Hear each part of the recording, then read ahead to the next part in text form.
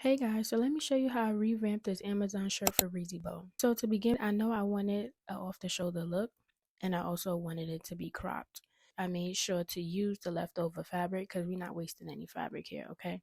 So with the leftover fabric, I decided to use it as straps for the sides of the waist, so that way when I pull it tight and tie it in the back, it accentuates the waist real nice. Next, I'm going to use the leftover material from the sleeve. I'm going to cut it into a strip, make a slit, insert it into the sleeve to create a ruche look. But it actually wasn't coming out how I liked it, so I said I'm gonna just save that part for last. I was trying to tie it into like a bow, but the bow was not coming out cute.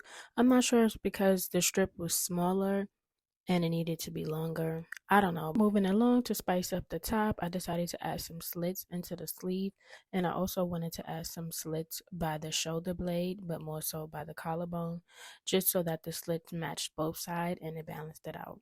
I went to the mall and I got a custom hat from Lids and I had them put Say the Designer on it. Of course, I got to represent and let everybody know that I'm a designer. Now back to the shirt. I wanted to take in the shoulder seams to give it a more fitted look. And you also want to make sure you are securing any stitches because when you do cut off any sleeves or anything like that, you will have some loose threads that will need to be taken in and tacked down, and you don't want your shirt to be falling apart. Having exposed seams just looks tacky and ugly. For the next step, I'm going to finally add the longer straps to the side so that we can have that snatched waist. I'm just securing it in with the pins, making sure everything is smooth and neat, and then I'm going to stitch right along this line like so.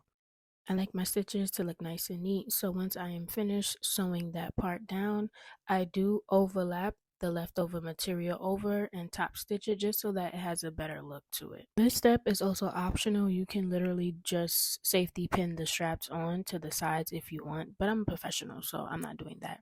The last and final step, guys, I am back to the shoulder piece where I tried to make that bow and I didn't like it, which y'all gonna see right here. Yeah, that.